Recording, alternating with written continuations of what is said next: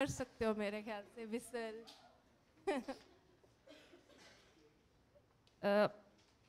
ये मेरे लिए एक्चुअली पर्सनली एक, मैं युवा से हूँ तो एक पर्सनली एक स्पेशल पैनल है, बिकॉज आसमा के साथ तो हम आसमा जिस बस्ती में रहती है उसके साथ युवा बहुत सालों से काम कर रहा है, अम्बुजवाड़ी मलाड। और शाकिर जिस पुकार का फेलो है, बट जिस अभी वो पानी हक समिति के साथ जुड़ा है उसका जन्म युवा में ही कुछ साल पहले हुआ। और CRH जो पूजा बराई ने उधर फेलोशिप लिया था 80s में, युवा और CRH का बहुत एक था, मतलब फाउंडेशनल रिश्ता था। तो very special and very happy कि आप तीनों मेरे साथ हैं आज इधर थोड़ा ये चर्चा करने के लिए। आपका टॉपिक है कि जब हमको बोला जाता है किशोर अवस्था या युवा की वो जो पीढ़ी है, उसका शुरुआत कब होता है और उसका अंत कब होता है, और फिर अडल्टहुड उसका शुरुआत क्या होता है। वो जो लाइन है वो बहुत ब्लरी है। आप ऐसे नहीं बोल सकते हो कि 18 का मैं हूँ तो मैं अडल्ट हो गया हूँ, या मैं 15 13 14 की हूँ तो मैं एडोलेसेंट हो गई हूँ। वो बहुत लाइंस ब्लर्ड है, ऐसे क्लियर एज के हिसाब से हम नहीं बता सकते। बिकॉज चाहे वो जवाबदारी हो, काम करने का हो, या स्कूल छोड़ के कुछ और करने का हो, शादी करने का हो, ये सब ऐसे एक एज के शायद कानून तो है, बट ऐसे नहीं होता है। हमारे ज़िंदगी में हमने भी देखा कि ऐसे नहीं होता है। तो इस मुद्दे के ऊपर आप तीन लोग बात करेंगे। एंड स्पेशली शहरों में, जो बस्तियों में इस युवा पीढ़ी के साथ ये जो अडल्टहुड का जो वो दहलीज है उसको कब पार किया जाता है, कब पार नहीं किया जाता है, उसके ऊपर थोड़ा चर्चा करेंगे। स्पेसिफिकली अलग अलग आई थिंक बस्तियों का कॉन्टेक्स्ट लेके और अलग अलग शहरीकरण के मुद्दों को लेके, कैसे इन तीनों ने उन बाधाओं को तोड़ा है, उस दायरे जो उनके लिए बनाए हैं उसके आगे जाके उन्होंने अपने बस्तियों में, अपने कम्युनिटीज़ में और अपने शहर में कुछ करने की को दिखाया। आई थिंक वो हम प्रेजेंट करेंगे। और आई थिंक हम क्या इससे लेके जा सकते हैं, एक तो मोटिवेशन तो ऑफ कोर्स मिलेगा हमको, और मुझे लगता है ये भी एक इम्पॉर्टेंट है, सीख भी मिलती है जब बाकी कोई लोग अपना कहानी बताता है। मुझे ये भी लगता है कि यहाँ कुछ लोग हम बैठे हैं, बट यहाँ इस कमरे में जो नहीं आ सके, या जिनको इधर आने तक मतलब जो भी पेरेंट्स का प्रेशर हो या कम्युनिटी का हो, उनको भी हम उन तक भी हम कैसे पहुँचे, अगर वो भी सीख हम इस पैनल से और इस 2 दिन से हम लेके जाए तो मुझे लगता है वो बहुत इम्पोर्टेंट होगा। तो वेलकम अगेन। मैं पहले पूजा का थोड़ा एक डिटेल इंट्रोडक्शन दूंगी और फिर आपको रिक्वेस्ट करती हूँ। पूजा 20 साल की है, बिहार से ओरिजिनली। वो सेक्सुअल रिप्रोडक्टिव हेल्थ के मीटिंग्स में और लाइफ स्किल्स के मीटिंग्स में पार्टिसिपेट करने लगी जब वो एक NGO से जुड़ी थी, community for right to housing, CRH। And उसके बाद वो एक्शन एड फेलो बनी है 2016 से, और आई थिंक ऑलमोस्ट 5-6 बस्तियों में उसका काम है महिलाओं के साथ और गर्ल्स के साथ, कि उनका इकोनॉमिक राइट्स एंड उनका बॉडीली राइट्स, जिसके ऊपर अभी फिल्म भी दिखाया गया। तो वो पीयर एजुकेटर हो कि अभी वो रोल मॉडल बन गई है बाकी यंग गर्ल्स के लिए। तो very nice to have you. Pooja के लिए एक चेयर देके उसको बोलते हैं कि आप शुरू करो।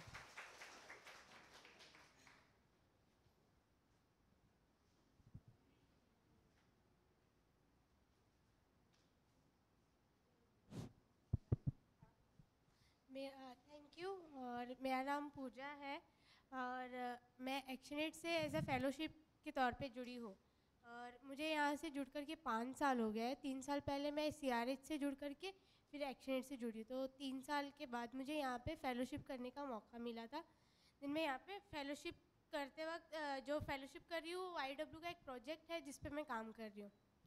YW means young urban women's. और जो ये लड़कियां हैं उनकी उम्र 11 से लेकर के 25 साल की उम्र है। और ये जो लड़कियां हैं वो 4 बस्तियों में रहती है। 3 बस्तियां हैं, जो एक बस्ती है जो गोलीबार के साइड में सांताक्रुज में है, और 2 बस्तियां, एक बेंड्रा स्टेशन से बहुत ही नज़दीक में बहरामपाड़ा, और वहीं पर बेंड्रा ईस्ट में ज्ञानेश्वर नगर की एक बस्ती है, वहाँ पर मैं भी रहती हूँ और उस बस्ती में मैं वो काम भी करती हूँ। और एक जो बस्ती है वो बेंड्रा वेस्ट रिक्लेमेशन एरिया में है।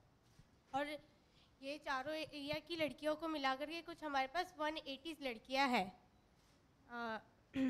और इनके साथ मैं SRHR की ट्रेनिंग्स, लाइफ स्किल्स की ट्रेनिंग्स और भी जो हमें ज़रूरी लगता है कि हमें ये बात करने की जगह जो हमारी बातें हैं कहीं और नहीं कर सकते हम, देन उन बातों को हम एक साथ बैठ करके एक दूसरे का शेयर करते हैं।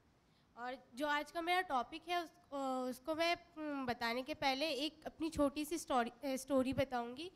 जब मैं ग्रेजुएशन अपना कंप्लीट कर रही थी, लास्ट ईयर था, तो मेरा ये था कि मुझे किसी भी तरीके से ग्रेजुएशन अपना कंप्लीट करना है, वो भी विदाउट KT। तो मैंने सोचा मैं क्लासेस ज्वाइन कर लेती हूँ। तो घर में बोला कि मैं क्लासेस ज्वाइन करूँगी और ये टाइम का क्लासेस रहेगा, और उस समय मैं फेलोशिप कर रही थी। तो मेरा दिनचर्या ऐसा होता था कि सुबह 7 बजे मैं निकलती थी, 10:30 बजे तक मेरी कॉलेज होती थी, देन 11 बजे मैं ऑफिस ज्वाइन करती थी, फिर 5:30 बजे तक ऑफिस में, फिर घर पे आना, फिर घर का काम करना, देन 8 बजे की क्लासेस जाना, फिर 11 बजे घर पे पहुंचना। तो जब घर में बताया था तो घर में पहला क्वेश्चन था कि तुम पूरा दिन बाहर रहोगे तो घर का काम कौन करेगा। तो इसकी वजह से मतलब ऑफिस से आकर के मुझे घर का काम करके फिर जाना पड़ता है। बट कुछ समय मैं घर का काम करके जाती थी, बट इस बीच में क्या हो, मैं बहुत ज़्यादा परेशान होने लगी और खुद की हेल्थ पे बहुत ज़्यादा इफ़ेक्ट हुआ कि खाना खाने का समय नहीं रहता था, टिफ़िन बना करके कभी लेके जाना, कभी नहीं लेके जाना, और कभी कभी एग्ज़ाम्स आ जाते थे। तो ऑफिस वालों का सपोर्ट पूरा था कि मेरे जब एग्ज़ाम आते थे तो वो लोग मुझे छुट्टियों के लिए अलाउ करते, बट घर वालों का था कि किसी भी हालत में तुम्हें घर का काम करना है। कुछ समय तक किया, लास्ट में जाकर के थक के बोल दिया नहीं अब मेरे से नहीं हो सकता, जो भी होगा ग्रेजुएशन के बाद में घर का काम कर लूँगी, अभी नहीं करूँगी। तो यही टॉपिक मेरा है कि हम पे जब जिम्मेदारियाँ बढ़ती है तो क्या क्या चीज़ें हमें देखनी पड़ती है, क्या क्या चीज़ हमसे छूट जाती है। और मैं ये टॉपिक इसलिए बोल रही क्योंकि जिस बस्ती में मैं रह रही हूँ, जो कहानी मेरी है वही कहानी और भी सारी लड़कियों की है। लेकिन इसके लिए मैं सब लड़कियों की तरफ से ये जो बातें करूँगी वो सब लड़कियों की तरफ से होगी। तो जो सबसे पहला होता है कि घर का काम। तो घर का काम अगर लड़कियों की बात की जाए तो उनकी उम्र 6, 7 या 8 साल की होगी, दिन उनका काम, घर का काम उनको करना स्टार्ट करना है। और ये उन्हें स्टार्टिंग टू सिखाया जाता है कि ये उनके लिए ज़रूरी है, अगर ये घर के काम उनको नहीं आते तो उनका लड़की होके फ़ायदा नहीं है। और फिर दूसरी जब वो धीरे धीरे बड़ी होती तो अगर उससे कोई छोटा भाई है तो देन बच्चों को संभालना, ये भी काम उसका हो जाता है। फिर उसके बाद ये होता है कि बच्चों को संभालना, और उसके बाद उसकी क्या क्या चीज़ें छूट जाती है खुद के लिए। तो जो पढ़ाई के मौके होते हैं, स्कॉलरशिप के मौके होते हैं, और बहुत सारी चीज़ों, मतलब मैं खुद के लिए भी कुछ करना चाहूँ तो उस सब के भी मौके मेरे हाथ से छूट जाते, हमारे हाथ से छूट जाते हैं एक्चुअली।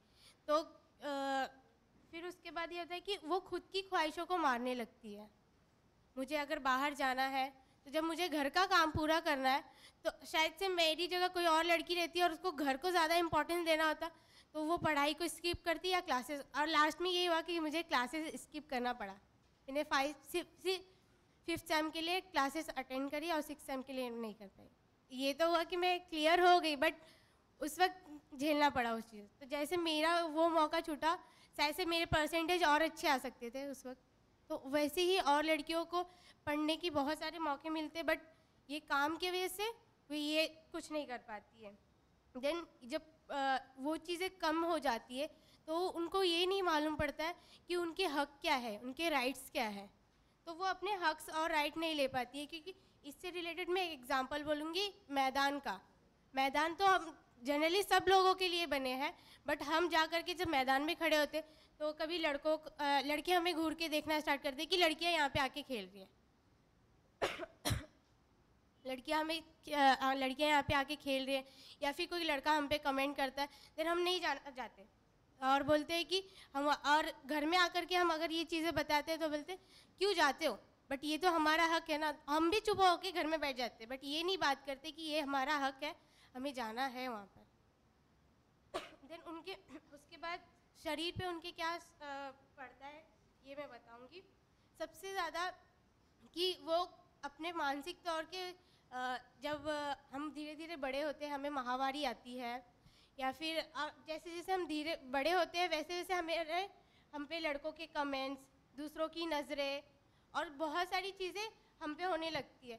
और ये चीज़ें अगर हम घर में बताते हैं तो घर वाले बोलते हैं कि माहवारी आते हैं तो बोलते हैं हम गंदे, लड़का कोई बोला तो हम गलत है इसकी वजह से, और किसी ने कुछ छेड़ा, अरे तुमने भी तो कुछ किया होगा ना।